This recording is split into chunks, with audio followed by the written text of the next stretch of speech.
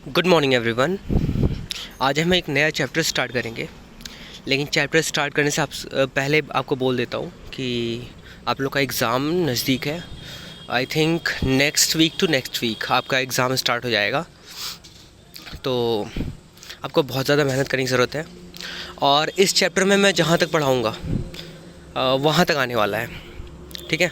तो ऐसा नहीं है कि ये चैप्टर मैंने जस्ट अभी स्टार्ट करा तो ये चैप्टर कंसिडर नहीं करा जाएगा। बिल्कुल ये चैप्टर में से भी आएगा, लेकिन वहीं तक आएगा जहाँ तक मैंने पढ़ाया हुआ है, ठीक है। तो जब आप इसके लिए प्रिपरेशन करोगे एग्ज़ाम के लिए साइंस के, तो ये चैप्टर भी आप पढ़ोगे। चैप्टर का नाम है आवर बॉडी। इस चैप्टर में हम हमारे बॉडी में बहुत सारी चीज़ें होती हैं जिनके बारे में हम जानने की कोशिश करेंगे। बॉडी के डिफरेंट पार्ट्स के बारे में जानने की कोशिश करेंगे, वो पार्ट्स वर्क कैसे करते हैं, ठीक है।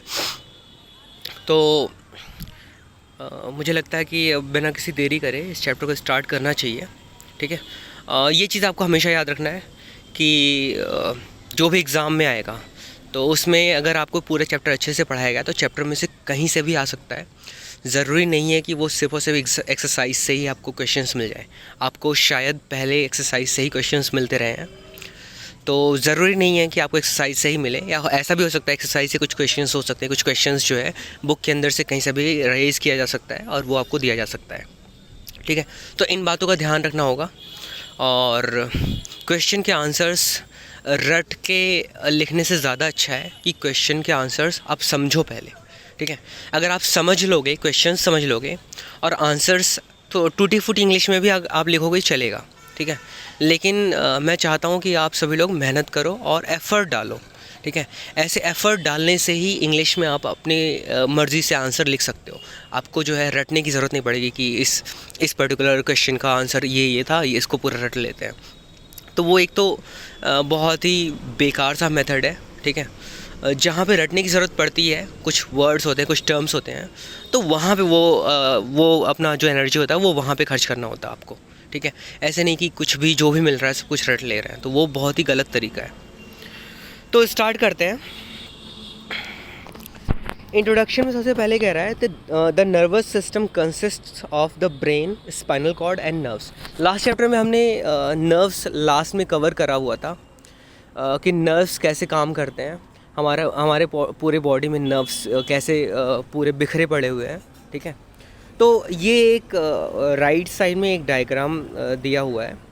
इस डायग्राम में दिखाया हुआ है कि कैसे सारे के सारे नर्व्स जो है हमारे बॉडी में पूरे फैले हुए हैं और इंटरलिंक्ड हैं, एक दूसरे के साथ सारे नर्व्स जुड़े हुए होते हैं। नर्व्स का काम होता है कि ये सिग्नल्स को जो है एक पाथ प्रोवाइड करते हैं। जैसे होता नहीं है कि जो रोड होता है, सड़क होती है, वो गाड़ियों के या इंसानों के आने जाने के लिए एक पाथ प्रोवाइड करता है, ताकि इंसान हो या फिर कोई गाड़ी हो वो आसानी से एक जगह से दूसरी जगह आ जा सके। बिल्कुल ऐसे ही सिग्नल्स को एक जगह से दूसरी जगह आने जाने के लिए रास्ता देता है ये जो नर्व्स होते हैं, ये नर्वस सिस्टम हमारा बॉडी का, ठीक है। तो कह रहा है कि the nervous system consist of the brain, spinal cord and nerves. तो जो नर्वस सिस्टम की जब हम बात करते हैं तो इसमें सिर्फ और सिर्फ नर्व से ही नहीं आते। नर्व्स के साथ में स्पाइनल कॉर्ड भी आता है, ब्रेन भी आता है, क्योंकि ये जो नर्व्स होते हैं वो ब्रेन से और स्पाइनल कॉर्ड ये दोनों से ही जुड़ा होता है। तो कहीं ना कहीं ये जो नर्व्स होते हैं, नर्व्स जब सिग्नल कैरी कर रहा होता है तो ये ब्रेन तक लाने ले जाने का काम करता है या फिर स्पाइनल कॉर्ड तक लाने ले जाने का काम करता है। इसीलिए हम जो है नर्वस सिस्टम में इन तीनों को ही इंक्लूड करते हैं। That includes brain, spinal cord and nerves, ठीक है। तो ये आपको याद रखना होगा और मुझे उम्मीद है ये सारा चीज़ तो बहुत आसान सा है, तो इसको याद करने में भी कोई बहुत बड़ा रॉकेट साइंस नहीं है। The next point is it controls all our actions like seeing, hearing, walking and learning.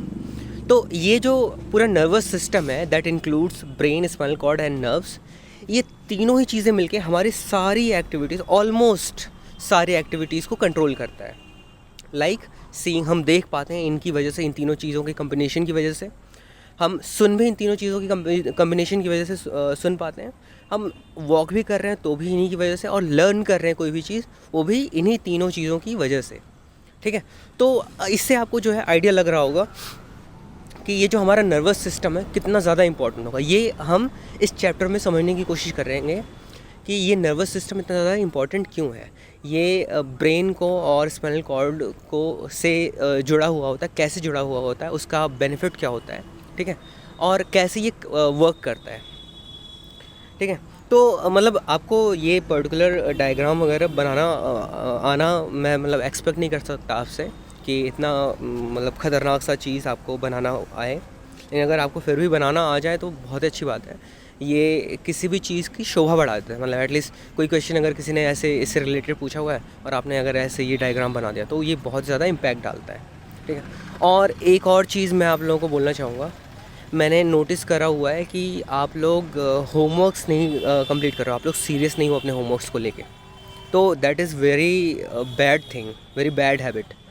तो उसको थोड़ा सा आप कम करने की कोशिश करो, क्योंकि अगर अभी से अगर आप इंटरेस्ट नहीं जगा पाए तो बाद में बहुत मुश्किल होने वाली है, ठीक है। तो मैं आगे से उम्मीद करूँगा साइंस में ही नहीं, सारे सब्जेक्ट्स में मैंने देखा हुआ कि किसी भी सब्जेक्ट में आप लोग बहुत ज़्यादा सीरियस नहीं हो होमवर्क्स को लेके।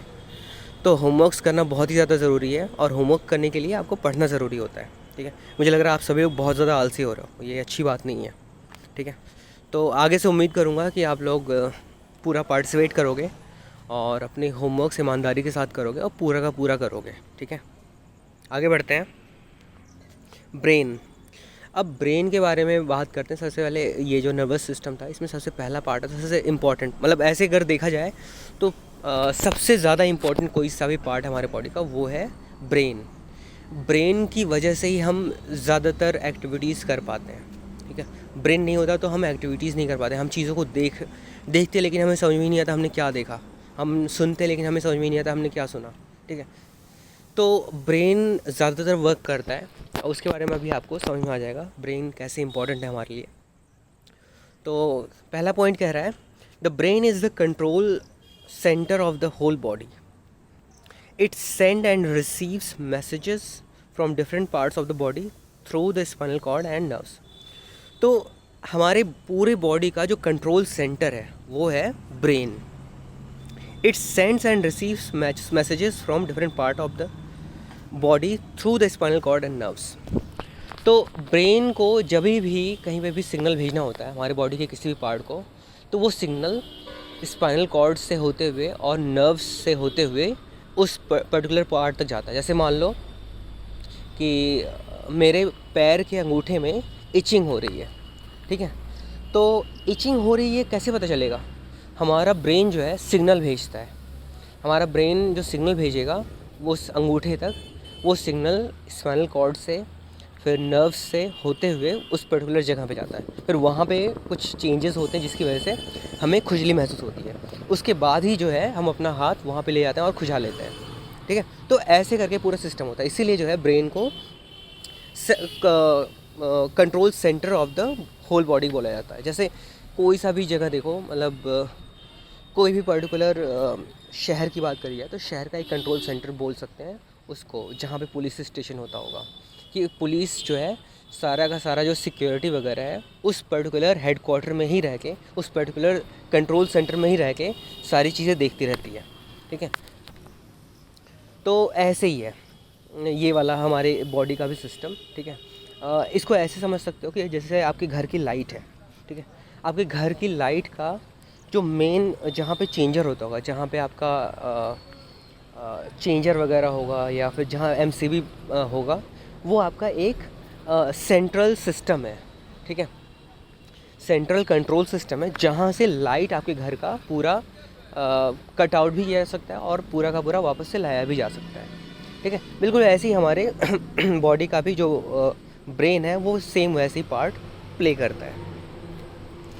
The next point is an adult human brain weighs about 1.4 kg and contains millions of tiny cells। तो हमारा जो एक आदमी है, फुल्ली ग्रोन मैन है, उसका जो ब्रेन होता है उसका वेट ऑलमोस्ट 1.4 kg होता है, 1 किलो और 400 ग्राम के आसपास ऑलमोस्ट होता है। And contains millions of tiny cells. और इस ब्रेन में बहुत छोटे छोटे सेल्स होते हैं। सेल्स बोला जाता है जो the smallest unit of your body, उसको हम सेल बोलते हैं। जो आपका बॉडी हो या फिर आपका स्किन हो, स्किन को बिल्कुल जब आप माइक्रोस्कोप से देखोगे, इसका जो सबसे छोटा सा पार्ट है, सबसे जो स्मॉलेस्ट यूनिट है, उसी को हम सेल बोलते हैं। ठीक है, जैसे अगर हम घर की बात करें तो घर का जो स्मॉलेस्ट यूनिट होता है वो एक ईंट होता है। ठीक है, वैसे हमारे बॉडी का जो स्मॉलेस्ट यूनिट होता है वो एक सेल होता है। ठीक है, जिसको हम अपनी नेकेड आइज से नहीं देख सकते। ठीक है, तो ये मिलियंस ऑफ सेल्स कंटेन करता है। और 1 मिलियन में कितने लाख होते हैं? 10 लाख। ठीक है, तो इसका मतलब ये हुआ कि अगर 1 मिलियन सेल्स होते तो 10 लाख सेल इसका मतलब हमारे ब्रेन में होता। और वही मिलियंस ऑफ सेल्स मतलब कई सारे 10 लाख मतलब 10 लाख से हो सकता हो 1 करोड़ के बीच में सेल्स हों। ठीक है, तो कुछ स्पेसिफिक बोला हुआ नहीं है कि कितने मिलियंस है, तो बोलता है कि ऐसे मिलियंस रैंडम में, तो हो सकता हो 1 मिलियन भी हो, 10 मिलियन भी हो, 100 मिलियन भी हो। ठीक है, आगे क्या कह रहा है? The brain फिल्स up most of the space in the head. हमारा जो सर है, जो खोपड़ी वाला पार्ट है, उसका ऑलमोस्ट ज़्यादातर पार्ट जो है वो ब्रेन से कवर्ड है। ठीक है, it is protected by skull. जो हमारा जो स्कल होता है, हमारा जो हेड के अंदर स्कल था, जो बोन वाला पार्ट था जो हमने पहले कवर करा हुआ था, उस बोन के अंदर जो हमारा ब्रेन सेफ होता है। अब बोन तो पूरा वो खोखला सा था, उसके अंदर ज़्यादातर पार्ट ब्रेन से ही भरा हुआ होता है। ठीक है, तो इससे आपको समझ में आ सकता है कि ब्रेन जो है कितना ज़्यादा पार्ट होता होगा। और ये हमारे स्कल के अंदर क्यों होता है? क्योंकि ब्रेन जो होता है वो बहुत ज़्यादा सॉफ्ट सा होता है। ठीक है, अगर ये इसको प्रोटेक्ट करने के लिए स्कल नहीं होता तो पता चला कहीं पे भी हमारा सिर टकराया और पूरा का पूरा ब्रेन डैमेज कर जाता। तो उसी को डैमेज, हमारे ब्रेन को डैमेज होने से बचाने के लिए स्कल जो है ब्रेन को प्रोटेक्ट करता है। The next point is the space between the skull and the brain and also the inside of the brain is filled with clear fluid which serves as a cushion against jerks and injuries. अब देखो, ये तो हमने cover कर लिया था कि जो ब्रेन होता है वो ऑलमोस्ट पूरा हमारे हेड का ऑलमोस्ट सारा का सारा पार्ट कवर करता है। लेकिन जितना पार्ट रह जाता है, जो स्पेस रह जाता है ब्रेन और स्कल के बीच में, ठीक है, उस स्पेस में एक फ्लूइड होता है। फ्लूइड मतलब कोई लिक्विड टाइप का कुछ प्रोडक्ट होता है। ठीक है, वो क्या करता है? वो जर्क लगने से बचाता है हमारे ब्रेन को। अब जैसे मान लो ब्रेन को आपने एकदम से हिला दिया, तो अगर ब्रेन और स्कल के बीच में कुछ नहीं होता तो ब्रेन एक बार स्कल में एक साइड टकराता, फिर दूसरी साइड में टकराता, फिर तीसरे साइड में, तो वापस से मतलब ऐसे रिपीट करता रहता। ठीक है, तो उस जर्क से बचाने के लिए क्या होता है कि फ्लूइड होता है हमारे ब्रेन और स्कल के बीच में। तो फ्लूइड क्या करता है? वो हमारे ब्रेन को इंजरीज से और किसी तरह के शॉक हुआ या फिर किसी तरह का जर्क हुआ उससे बचाता है। ठीक है, ऐसे इसको ऐसे समझ सकते हो आप कि जैसे अगर आप कोई सा भी एक बड़ा सा बोल लो, ठीक है, और उस बोल में, और वो बोल जो है पूरी तरह बोल के ऊपर एक और बोल रख दो। ठीक है, उसको पूरी तरीके से पैक कर दो। ठीक है, और उसके बीच में एक छोटा सा प्लास्टिक का बॉल ले लो। ठीक है, अब बॉल को अगर आप उस बोल के अंदर उस बॉल को जर्क कराओगे तो बॉल जो है इधर टकराएगा उधर टकराएगा, वो उसकी आवाज़ बहुत ज़्यादा आएगी आपको। लेकिन अगर उसी बॉल के अंदर आपने पानी डाल दिया होता और उस बीच में जो है आपने छोटा सा बॉल डाला होता, तो उससे जो है वो बॉल सरफेस से टकरा नहीं पाता। बॉल को सरफेस से टकराने का मौका ही नहीं मिल पाता क्योंकि बीच में लिक्विड था, बीच में पानी था। ठीक है, तो ऐसे ही करके जो है हमारे ब्रेन को इंजरीज से और शॉक से ये जो फ्लूइड होता है ब्रेन और स्कल के बीच में वो बचाता है।